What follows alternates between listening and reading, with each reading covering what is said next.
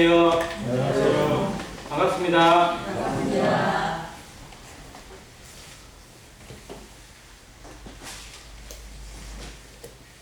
오늘부터 학생들, 고3 학생들 개학이 시작이 되긴 했는데 우려했던 부분들이 또 일어나는 것 같습니다. 특히 저 인천 쪽에 심상치 않은 교준들을 보이고 있어서 보내는 부모들, 가는 학생들, 또 맞이하는 교사와 학교들도 좀 다들 어려운 가운데 있는 것 같습니다. 익산에도 혼자가 또 생겨서 익산의 신현기님 가정에 또 염려가 되시지 않을까 생각하는데 전라북도가 그나마 좀 청정지역이긴 한데 잊어버릴만 하면 하나씩 생기는 것 같습니다. 오늘 정도까지 해가지고 전 세계 확진자가 500만 명 정도가 됐습니다. 이게 어느 정도 숫자까지 커질지, 또 정말 중요한 건 지금 있는 숫자가 더 정확한 숫자가 아니라는 겁니다. 정말 숨겨져 있고 조사를 안 했고 또 죽은 사람은 아예 검사도 안 하고 이런 상황 가운데 있다 보니까 훨씬 더 많은 그런 상황 가운데 있을 거라는 예측도 해보게 되는데 하나님의 긍휼과 또 성도들의 지혜가 참 많이 필요합니다. 전에도 계속 말씀드렸지만 코로나가 조기 종식될 가능성은 거의 없습니다. 그러면 이제 여름 때 조금 잦아들지는 모르겠어요. 날씨하고 조금 연관이 있다고 하니까. 그러나 올 연말에 또 다시 한번 또 제2차로 청궐하게 될 거라는 그런 예상도 하고 있고요. 그렇게 되면 전 세계는 또 인류는 계속해서 이 바이러스라는 것과 어쩌면 공존해야 되는, 즉 계속해서 긴장하면서 두려워하면서 그런 상황들을 유지할 수밖에 없는, 즉 정말 마지막에 어떤 그런 절박한 상황들이 우리 눈앞에 다가올 수 있다는 생각을 성도들은 해야 합니다. 그래서 정말 세상 사람들은 그걸 탄식하고 원망하고 불평하고 또 하소연한다 하더라도 성도들은 자신의 본연의 자세, 우리가 가야 될 길이 무엇인지, 우리의 표대가 어딘지, 왜 하나님께서 이러한 일을 계속해서 멈추지 않고 유지시키시는지 그것을 깨달을 수 있는 지혜가 필요하다고 여겨집니다. 말씀을 들을 때나 기도할 때나 또 우리의 교제 가운데 있을 때 세상이 돌아가는 것에서만 국한되지 않고 정말 하나님이 주시는 뜻을 분별할 수 있고 그 음성을 좀 더 귀가 기울여 들을 수 있는 성도의 자세가 나타나기를 간절히 바랍니다. 오늘 사도행전 11장 후반부를 읽어보겠습니다. 성경으로는 사도행전 11장 19절부터가 되겠습니다. 이 제목이 안디옥 교회입니다.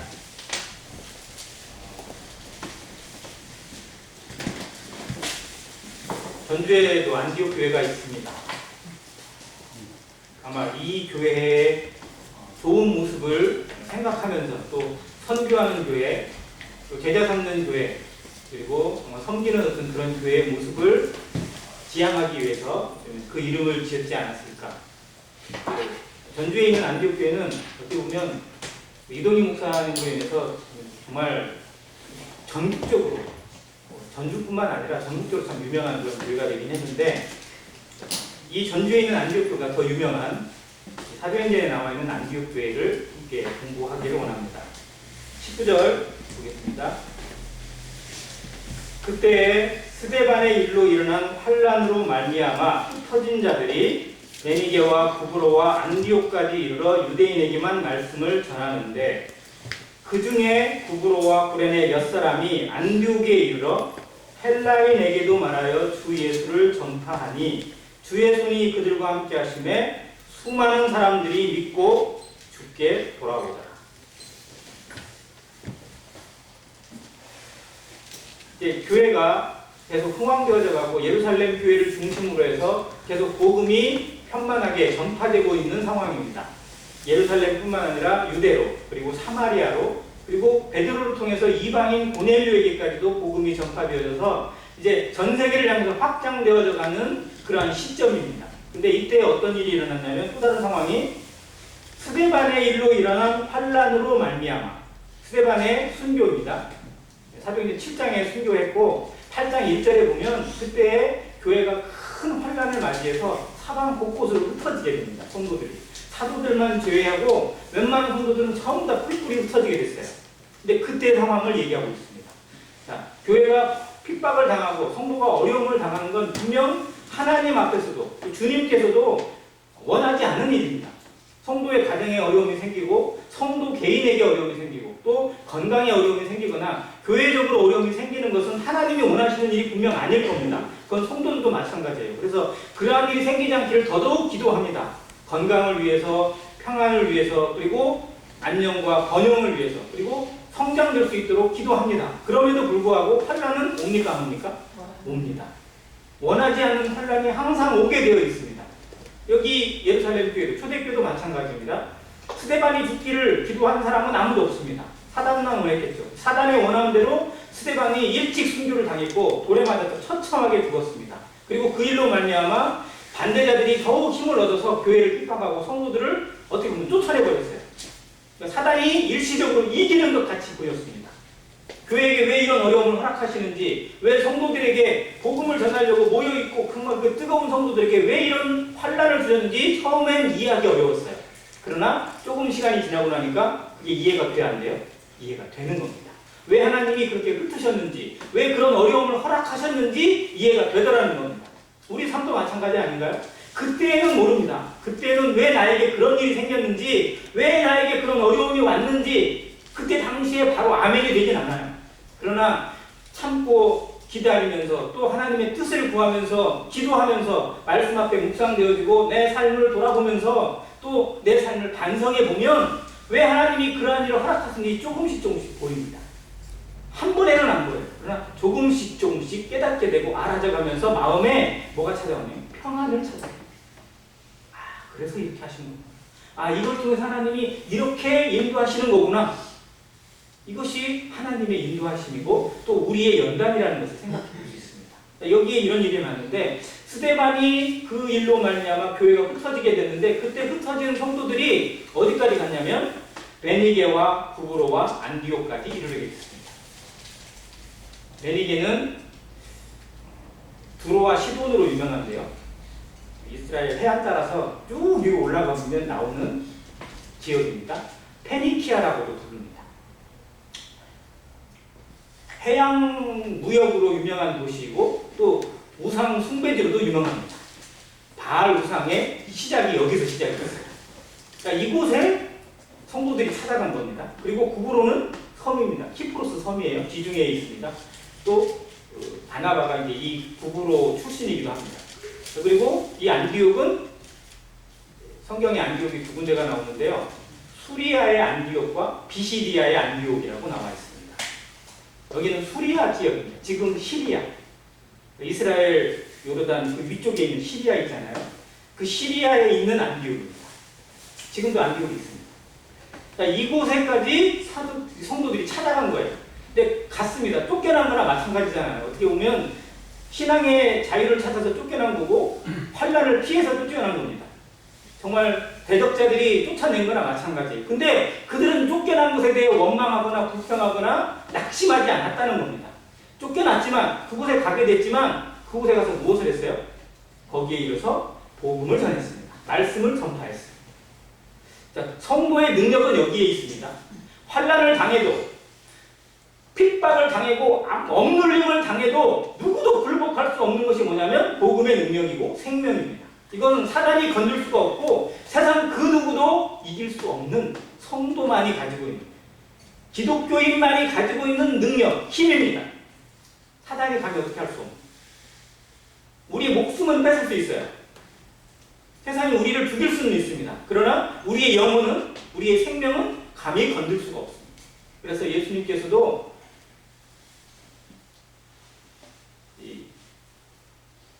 목숨을 빼앗는 자들, 이렇게 육체의 생명을 해하는 자들을 두려워하지 말고 몸과 영혼을 능히 지옥에 면하시는 하나님을 두려워하라고.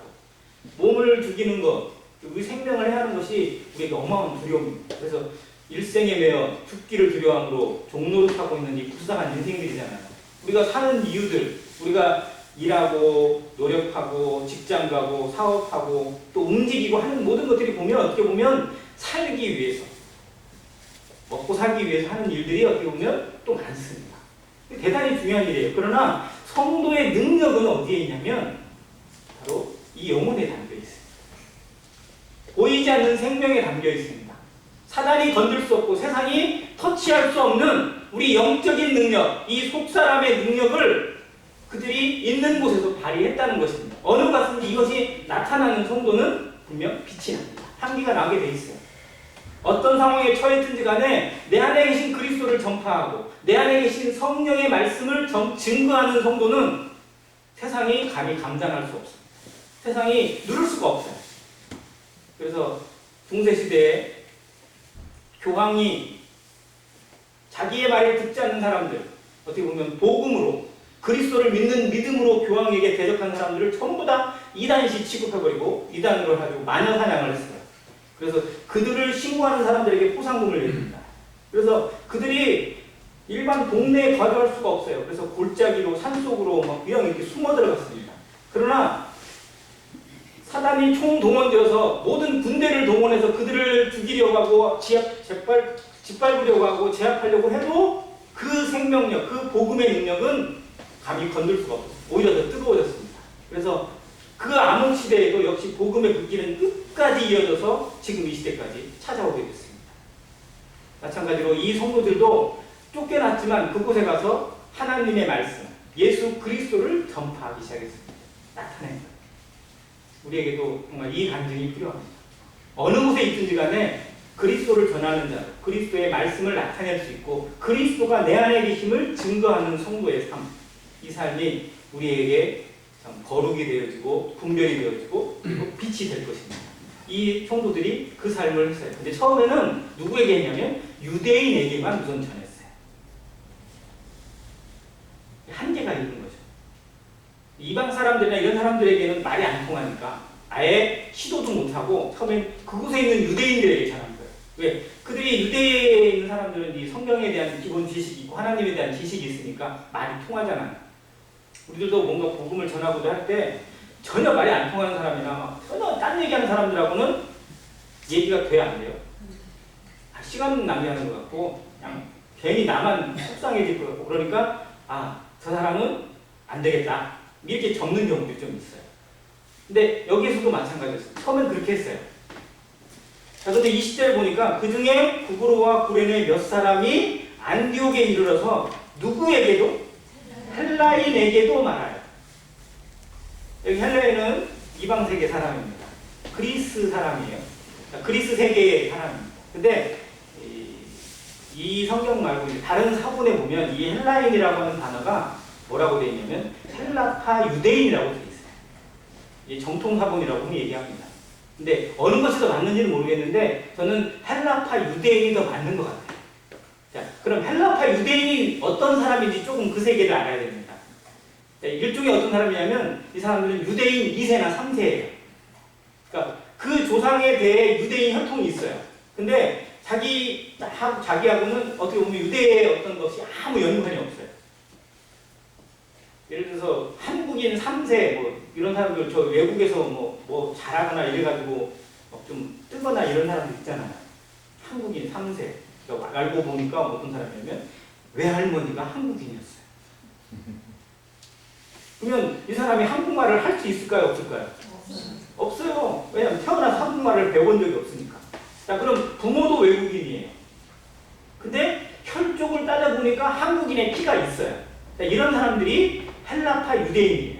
헬라인 세계에도 태어났고 헬라의 문화 속에 접해져 있는데 혈통적으로는 유대의 피가 있어요.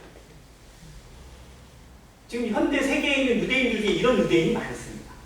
미국에 있는 유대인들이나 러시아에 있는 유대인들이 참 많은데요. 그 사람들 중에 정통 유대인보다는 유대계 사람들이 의외로 많아요. 유대인들은 실제로 자기들만의 혈통으로 결혼을 원래 고집을 하잖아요. 근데 전 세계에 흩어지면서 약간 그것이 깨진 것도 있어요. 근데 그런 사람들이 끝까지 자기들은 유대인으로 고집하고 유대교로 나타내는 사람들이 많아서 유대의 영향력이 큽니다.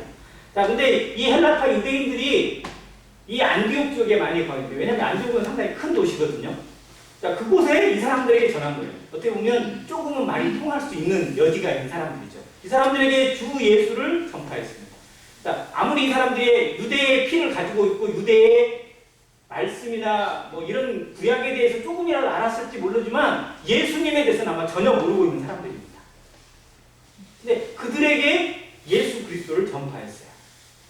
가는 곳마다 누구를 막론하고든지 복음을 전하고자 하는 마음입니다. 너는 말씀을 전파하라. 때를 얻든지 못 얻든지. 정말 그 말씀이 어떻게 보면 어마어마한 단어거든요.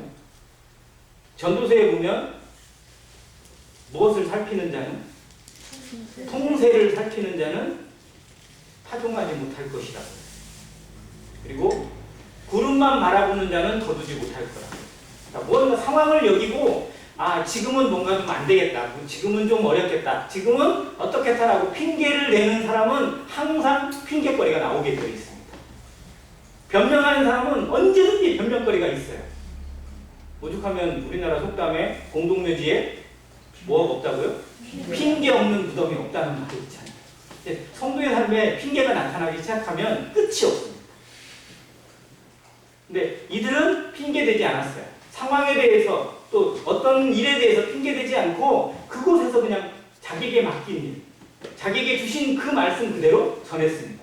자, 내가 전한다고 해서 이 사람이 구원 받을지 안 받을지는 내가 아는 게 아니잖아요. 내가 전해서 구원 받는 게 아니잖아요. 다는 그 구원의 역사는 오직 하나님에게만 있습니다. 오직 그리스도의 능력이 성령에게만 달려 있어요. 단지 나는 전파해야 될 사명이 있어요. 그래서 로마서 9장 10장에 가보면 정말 놀라운 말씀 있잖아요. 듣지 못한 일을 어찌 믿으리요? 전하는 자가 어찌 들으리요? 복되도다. 정말 아름답도다. 뭐라고 했어요? 이 복음 들고 전하는 자들 발이 아름답다고 하나님이 계시다. 어느 곳에 가든지 우리의 발이, 우리의 입이 전파하는 자가 되기를 기도하는 성도가 되기를 원합니다. 정말 나타낼 수 있는 성도. 누구를 만나든지 나는 그리스도이다. 나는 하나님을 믿는 사람이다. 나도 정말 너가 나처럼 되기를 원합니다. 우리의 복음의 지식이 능력이 뛰어나지 못할 수도 있어요. 약할 수도 있고 어떻게 보면 형편없을 수도 있습니다. 성경 지식이 뛰어나야만 하나님의 말씀을 잘 알아야만 복음에 대해서 막 그 모든 것들을 다 일일이 빼고 있어야만 복음을 전하는 게 아닙니다. 그냥 진짜 간단한 복음은 뭐냐면 내 간증을 하면 돼요. 사도 바울도 이 사도행전에 보면 자기 구원 간증을 3번이나 하잖아요. 내 간증을 하는 거예요. 나는 이런 사람이었는데 이렇게 구원받았다. 이렇게 예수님 믿게 되었고 이렇게 하나님을 믿는 사람이 되었다. 너도 나처럼 되기를 원한다. 내가 가지는 이 기쁨을, 이 평강을 너도 알게 되기를 원한다. 이게 얼마나 능력 있는 거예요. 정말 유창한 설교, 유창한 말보다 어쩌면 이게 가장 더 능력 있는 간증과 복음 전파가 될 수도 있습니다. 그들이 아마 이렇게 했을 거예요. 이들 중에 유명한 사도나 이런 사람들이 없어요. 정말 다 이름도 안 나와 있고 무명의 성도들입니다. 그러나 그들을 통해서 하나님이 역사를 만들어가요.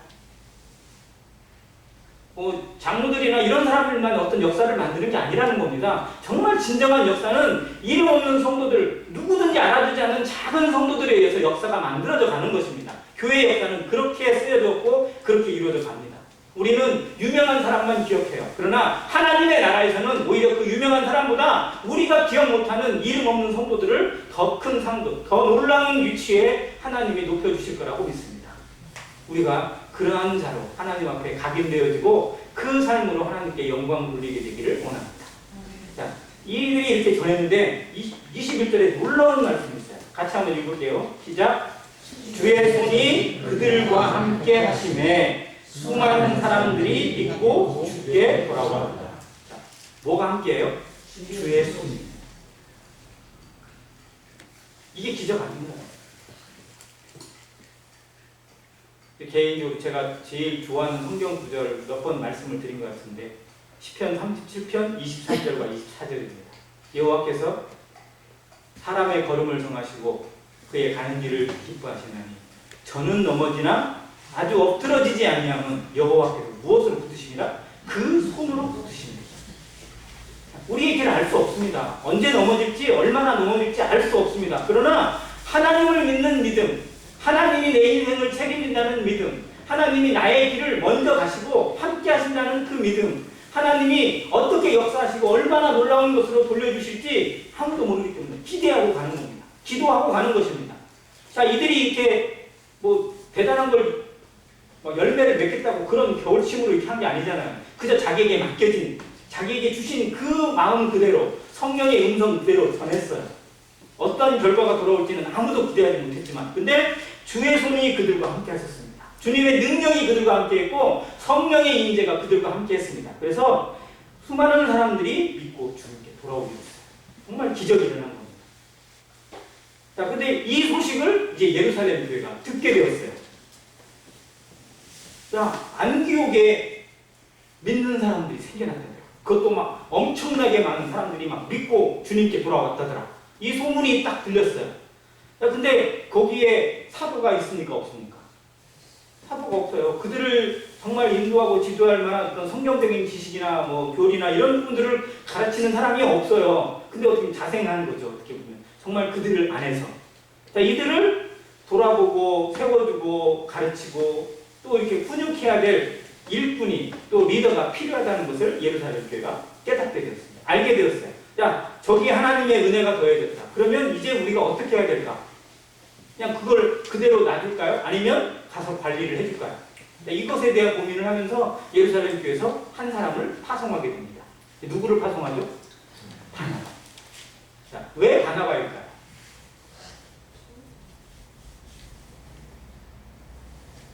바나바를 파송한 이유가 약 2가지 또는 3가지 정도가 있어요. 첫 번째는 바나바가 어디 출신이라고요?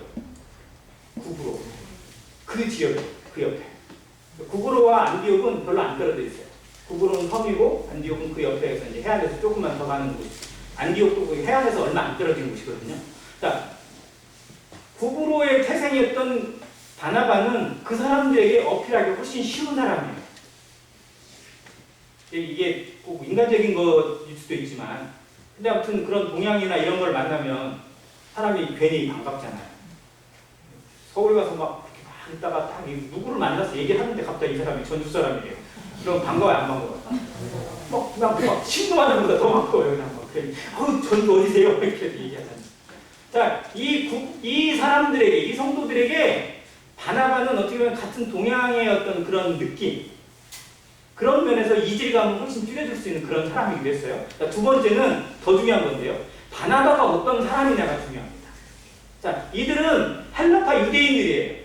거의 헬라인이라고 마찬가지예요. 이방인들이 세계에 익숙해져 있고 이방 세계에 젖어 살아온 사람들이에요. 유대인들이 아니에요. 유대의 율법도 제사도 그리고 구약에 대한 어떤 그런 지식도 없어요. 그냥 단지 예수 그리스도를 믿은 거예요. 자, 근데 이들을 가르치고 훈육하고 지도하는데 정말 엄한 사람, 대쪽 같은 그런 사람이 가가지고 이거 해야 돼, 이거 안 해야 돼 이렇게 하면 견딜까요? 못 견딜까요? 정말 어려운 일이겠죠. 정말 부드럽게 받아두고 그들을 포용해 줄 수 있는 사람, 어떻게 보면 정말 아비 같은 마음으로 그들의 모든 것을 감당해 줄 만한 그릇이 필요하다는 겁니다. 자, 그런 면에서 바나바는 가장 최적의 사람이었어요.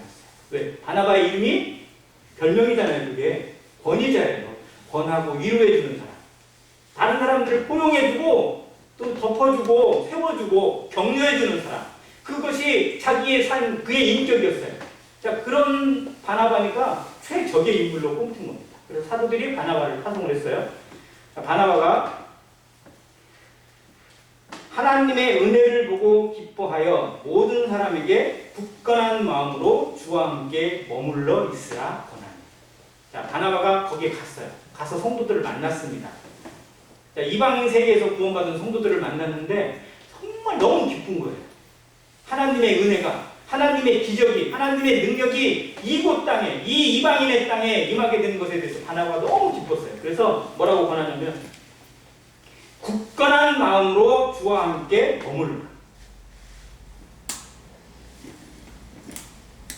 주님과 함께 머무르는 것, 주님께 붙어있는 것, 주님 앞에 그대로 그냥 어떻게 보면 찰떡같이 붙어가지고 주님과 떨어지지 않는 삶, 모든 성도가 간절히 원하는 삶입니다. 주님과 동행하는 거예요. 이게 성화의 가장 기본이거든요. 같이 있는 거, 같이 있고 떨어지지 않는 거. 주님과 항상 만나고 교제하고 소통하고 하는 것. 하나님과의 인간의 관계, 즉 구원의 가장 기본은 뭐냐면 하나님과의 관계 회복입니다. 막혔던 담이 허물어지고, 그래서 예수 그리스도는 화목 제물로 오신 거잖아요. 불편했던 관계, 등 돌렸던 관계를 화목시킨 거예요. 하나님하고. 자, 그 화목의 관계를 계속 유지해 가는 것이 쉬운가요? 어려운가요? 쉬운가요? 어려운가요? 솔직하게 한번 얘기해 보세요. 쉽지 않습니다. 이게 어려워서도 안 되는데 정말로 이론적으로 보면 너무 쉬운 일이잖아요. 왜? 성령이 우리 안에 계시고 하나님의 은혜가 항상 있고 말씀도 있고 예수 그리스도가 항상 우리와 함께 계시겠다는 약속도 있고 뭐 하나 부족할 게 없는데도 항상 뭔가 좀 이상한 거예요. 왜 나는 또 이 모양이 꼴이지? 왜 나는 오늘 하루 돌아보니까 또 그냥 하나님 앞에 잘못한 것만 생각나고 괴스러운 것만 생각나고 또 회개할 것만 있고 막 자백하고 눈물 흘리고 주님 좀 나를 좀 잘 좀 다스려 주십시오 기도하는데도 역시 그 다음날 또 그 기도를 드리고 있는 내 모습을 보면 참 이게 만만한 일은 아니구나. 그래서 이걸 아는 바나바가 그들에게 첫사랑의 기쁨을 가지고 있는 성도에게 바나바가 가장 먼저 권한 게 뭐냐면 굳건한 마음으로 주와 함께 머물러 있으라. 이게 굳은 마음이 필요해요. 주님과 함께 이 동행의 관계를 유지하고 성령의 충만함, 성령의 동행을 느끼기 위해서는요, 그냥 되는 게 아니라는 겁니다. 성화는 정말 이게 그냥 지켜지는 게 아니에요. 그냥 이루어지는 게 아닙니다. 구원은 정말 은혜로, 공짜로 얻어 이루어지는 하나님의 능력이지만 하나님과 동행은 전적으로 우리의 삶에 포기되지 않으면, 죽지 않으면, 나를 내려놓지 않으면, 굳건한 마음으로 내 마음을 지키지 않으면 안 되는 것입니다. 그래서 여기 굳은 마음이 필요해요. 다른 말씀에 이런 표현이 있습니다. 주께서 심지가 견고한 자를 평강으로 지키신다고 하신 말씀이 있어요. 뭐가 굳은 사람? 심지가 견고한 사람. 우리 마음이 흔들리지 말아야 됩니다. 왜 우리가 신앙에서 흔들리냐면요, 내 마음이 흔들리니까. 내 마음이 다른 것에 돌아가요. 다른 것에 귀를 기울이고 다른 것에 쏠려요. 내 마음이 뭐 하나 사소한 것 때문에 흔들려버려요. 자존심이 상하고 마음에 푹 불평이 일어나고 원망이 생겨버려요. 그러면 하나님과 관계가 쉽게 깨집니다. 그래서 우리 마음을 먼저 지켜야 돼요. 하나님과의 관계가 깨지지 않는 굳건한 마음, 단단한 마음, 이 마음을 지키는 것이 신앙의 기본이라는 것을 바나바가 설명해주고 있고 또 자기 삶으로 보여주고 있습니다. 그렇게 하면서 그들을 가르쳤어요. 이에 큰 무리가 주께 더하여지더라. 부흥이 일어나기 시작합니다. 이 안디옥 교회. 놀라운 일들이 이 바나바를 통해서 일어나고 있어요. 그전에도 계속 부흥이 일어났는데 그 부흥 위에 바나바가 더욱 좋은 기초를 닦아주는 거예요. 그들에게 좋은 본보기가 되어졌고 좋은 가르침이 그들에게 더해졌을 때 정말 놀라운 일이 이 안디옥 교회를 통해서 나타나기 시작했습니다. 그런데 25절에 보니까 바나바가 누구를 찾으러요? 사울을 찾으러 다소에 가서 만납니다. 이 사울은 교회를 그렇게 핍박하다가 다메섹에서 예수 그리스도를 만난 이후에 회개하고 정말 그때부터 예수 그리스도를 전한 사람입니다. 복음을 전하고 하나님의 뜻대로 살고자 애썼던 사람입니다. 근데 하나님의 뜻대로 순종하고 헌신하고 자기 인생을 드리고자 했지만 뜻대로 돼야 안 돼요. 잘 안 됐어요. 일이 잘 풀린 게 아니라 참 많이 꼬였어요. 다메섹에서 그렇게 열심히 복음을 전했는데 오히려 막 자기 죽이려고 막 모든 군대가 동원돼가 죽이려고 해서 탈출했어요. 그래서 예루살렘에 갔어요. 예루살렘에 가서도 이제 막 사도들을 더욱 설득하고 성도들을 설득해서 복음 전해려 했더니 이제 이 유대인들이 막 들고 나서 막 못 죽여서 안 잘라가지고 막 결사대가 만들어지는 거예요. 그래서 그곳에서도 열매가 없이 복음을 전하지 못했어요. 그러니까 사도들이 뭐라고 했냐면 좀 때를 기다리지 않은 차원에서 그를 고향 다소로 보낸 겁니다. 자, 그래서 거기에 머물러 있어요. 이 기간이 얼마였는지는 전체 알 수 없습니다. 근데 바울의 인생 가운데 어쩌면 제일 곤고한 시간이 아니었을까 생각되어요. 구원받고 우리에게 이러한 곤고한 시간들이 있습니다. 구원받고 정말 이건 아닌데 이렇게 살면 안 되는데 이건 내가 정말 구원받고 이렇게 살면 안 되는 건데 하는 마음에 막 괴로움도 있고 또 뜻대로 다 되지 않아서 막 답답함도 있고 뭔가 좀 막 꼬여있는 듯한 인생. 왜 하나님께서 나에게 막 이렇게 잘 풀어주고 뭐 형통하게 하기보다도 왜 이렇게 막 꼬인 인생으로 두실까? 그런 마음에 답답하고 또 한편에서는 묵상도 되어지고 그러면서도 기도하는 또 하나님을 배우는 그런 시간들 아마 사도 바울이 그런 시간을 가지고 있었을 거예요. 그래서 자기 인생을 다시 한번 돌아보고 하나님 앞에 자기 인생을 다시 재정립하는 그러한 재충전의 시간들을 가지고 있었던 걸로 저는 분별합니다. 그곳에 누가 찾아갔냐면 바나바가 찾아갔어요. 그래서 함께 가자고 권합니다. 함께 어디로 가자고요? 안디옥으로 가자고. 안디옥에 가서 함께 일하자고, 동역하자고 권합니다. 자, 그러면 바나바는 왜 사울을 자기의 동역자로 세우고자 했을까요?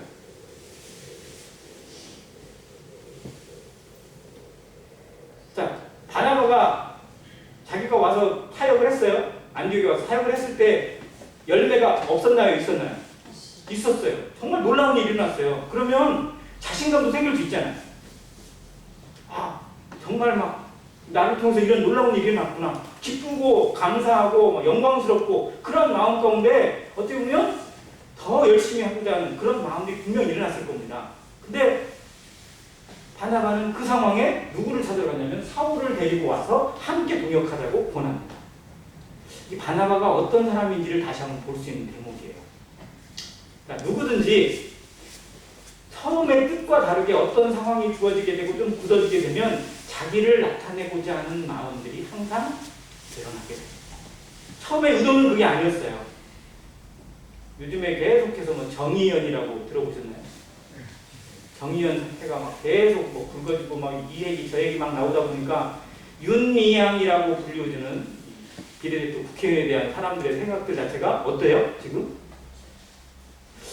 이런 선으로 봐요. 쟤 좀 이상한데? 뭔가 좀 있는 것 같은데 이런 생각. 그러니까 처음부터 그랬을까요? 분명 그건 30년 전에는 분명히 순수하게 정말 그 할머니들을 돕고 그런 어떤 의도로 아마 시작했던 일일 텐데 하고 굳어지다 보니까 이상하게 이런 것들 저런 것들이 다 끼어들게 돼요. 그래서 처음에 순수했던 것이나 이런 거를 잃어버릴 수 있는 것이 사람입니다. 성도들도 마찬가지예요. 정말 순수한 열정으로 뭔가를 시작하고 일을 진행하고 뭔가 나가는데 조금 익숙해지고 굳어지다 보면 은근히 자기를 나타내고 싶은 마음이 생기고 또 알아주지 않으면 서운함이 생기게 되고 또 그것에 대해 반대하면 괘씸하게 여기는 마음도 나타날 수 있어요. 나를 높이고 싶은 마음이 사람에게는 항상 있다는 겁니다. 교만의 씨가 이 마음 깊숙한 곳에 자리 잡고 있어요. 이게 사람의 본질이거든요. 근데 바나바는 그런 자신을 너무 잘 알았기 때문에 내가 교만해질 수 있고 내가 이 일로 말미암아 나를 높일 수 있는 그런 가능성 있는 사람인 줄 알았기 때문에 그 일에 대해서 우선 동역자를 구했습니다. 동역자를 통해서 함께하고 동역을 통해서 더 큰 역할 그리고 자신보다 더 큰 그릇이라고 하는 것을 알고 있었어요. 사울이라는 사람이 나보다 더 큰 그릇 나보다 더 뛰어나고 더 놀라운 역사를 만드는 하나님의 그릇이라는 것을 바나바는 알고 있었다는 겁니다. 그래서 그를 통해서 더욱 놀라운 일이 일어나고 그가 이 일을 통해서 재기할 수 있고 다시 발판을 짚고 하나님의 이 사역 앞에 설 수 있는 기회가 나타나기를 원했던 것입니다. 정말 이 마음이 바나바가 정말 훌륭하고 놀라운 인격의 소유자라는 것을 보여주는 대목이라고 저는 생각합니다. 그렇게 했을 때 둘이 함께 가서 이제 안디옥에 가서 사역을 시작합니다. 바나바도 정말 그동안 해왔던 대로 사울은 정말 이제 새로운 기회가 하나님으로부터 주어진 거잖아요. 하나님 앞에 설 수 있는, 하나님 앞에 봉사하고 헌신하고 그리고 열정을 가지고 일할 수 있는 기회가 주어지게 된 것에 감사하면서 하루하루 시간을 아끼고 분초를 아끼면서 아마 이 성도들 돌보고 복음을 전파하고 그 지역을 아마 휩쓸고 다녔을 거라고 생각이 들었습니다. 그랬을 때 무슨 일이 일어나냐면 1년 동안 모여있어 큰 무리를 가르쳤고 제자들이 안디옥에서 비로소 뭐라고 일컬음을 받는다고요? 그리스도인이라는 일컬음을 받게 되었다. 그리스도인이라는 이야기를 예루살렘 교회가 듣는 게 아니고요. 안디옥 교회 성도들이 최초로 듣게 됐어요. 그리스도인. 이제 다른 강해서나 이런 데를 보면 이 그리스도인이라고 하는 표현이 칭찬일까요? 조롱일까요? 약간 조롱조예요. 놀리는 조예요. 놀리는 조. 자, 근데 성도 여러분들, 친구들을 만났는데 친한 친구들을 만났는데 나를 향해서 저 예수쟁이 이렇게 얘기를 해요. 그러면 이 표현이 정말로 나를 무시하는 건가요? 한편에 부러워하는 건가요? 한번 생각해 보세요. 예수쟁이라고 부르는 말이 정말로 항상 기분 나쁘세요? 어떠세요? 아니요. 그게 기분 나빠서는 안 됩니다. 내가 드러난 거예요. 내가 예수와 함께하는 사람, 예수로 사는 사람, 예수에 미쳐있는 사람이라는 것을 그들에게 심어놓는다는 증거입니다. 이게 그리스도인이라는 이름이에요. 쟤들은 그리스도에 미쳐있는 놈들이야. 예수쟁이들이야. 이런 표현이에요. 근데 그들은 놀리는 것처럼 생각했지만 실제로 하나님께서는 그 이름을 얼마나 귀하게 받으셨냐는 겁니다. 우리가 사람들에게 놀림이 될 수도 있어요. 사람, 친구들이 우리를 왕따시킬 수도 있어요. 그리고 모든 일에 우리를 배척할 수도 있어요. 그러나 그 일로 하나님이 영광을 받으신다면 성도는 기뻐해야 합니다. 나는 사람들에게 무시를 당해도, 나는 사람들에게 배척을 당해도 그 일로 말미암아 하나님이 영광을 받는다면 우리는 마땅히 기뻐하고 또 기뻐해야 합니다. 왜? 하나님의 이름이 그들 속에 각인되니까, 예수의 이름이 그들의 머릿속에 각인이 되니까, 두려워하게 되니까. 그래서 그들 중에 나중에 나도 쟤처럼 되고 싶어 라는 그런 부러움을 갖게 됩니다. 정말 힘들고 어려운 일이 왔을 때 그들이 먼저 나를 찾더라고요. 먼저 찾아와서 물어보더라고요. 정말 감사가 됐어요. 고마웠어요. 참고 기다렸을 때 정말로 사람들에게 어떠한 것을 심어줄 수 있는 성도, 뭔가를 각인시켜줄 수 있는 성도. 그리고 예수 믿는 사람이면 예수가 나타나야죠. 내가 예수쟁이인지 아닌지 사람들이 나를 들어야만 알고 뭔가 설교를 들어야만 안다면 그건 내가 잘못 사는 거예요. 정말 나를 만나는 사람들이 일상을 통해서 쟤는 뭔가 다른 것 같아. 쟤는 뭔가 있는 것 같아. 쟤는 그냥 예수쟁이가 아닌 것 같아. 그냥 교회 다니는 애가 아닌 것 같아. 쟤는 뭔가 있는 것 같아. 이게 우리가 받아야 돼. 우리가 들어야 될 조롱거리입니다. 이 조롱에 대해서 기뻐하시기 바랍니다. 그런 조롱에 대해서 내가 못 듣고 있다면 부끄러워야지 그걸 듣고 있는 것에 대해서 기분 나빠할 필요는 없습니다. 이 안디옥교회 성도들이 그 간증을 나타냈어요. 그래서 그 지경, 이 헬라 지경을 완전히 복음으로 정말 놀라운 불길로 그들을 쓸어버리는 역사가 나타나게 되었고, 나중에 이 안디옥이라는 이곳을 통해서, 이 교회 성도들을 통해서 선교가 일어나게 돼요. 하나님의 역사가, 하나님의 새로운 시작 작업이 예루살렘이 아니라 안디옥에서 시작하게 된 배경입니다. 자, 예루살렘은 예루살렘의 사명이 있어요. 안디옥은 안디옥의 사명이 있습니다. 모든 성도들도 자기에게 주신 하나님의 사명이 있고 하나님의 그릇이 있어요. 근데 그것이 기한이 있어요. 내 때가 언제인지, 하나님이 나를 부르시고 나를 사용하시는 때가 언제인지 하나님과 통해서 알아야 합니다. 들어야 돼요. 그래서 지금이 하나님 앞에 드려야 될 때고, 지금이 하나님과 함께 동행하고, 지금이 복음을 위해서 나를 드려야 될 때라는 사실을 직감하고 뛰어드는 성도가 되시길 바랍니다. 나중에 해야지, 좀 더 좋아지면 해야지, 조금 더 나아지면 해야지 라는 성도는요, 정말 다시는 기회가 없을 수 있습니다. 교회도 마찬가지예요. 지금이 어느 때인지, 지금이 무엇을 위해서 힘쓰고 무엇에 우리를 던져야 될 때인지를 분별하는 것이 바로 성경을 보고 기도하는 목적입니다.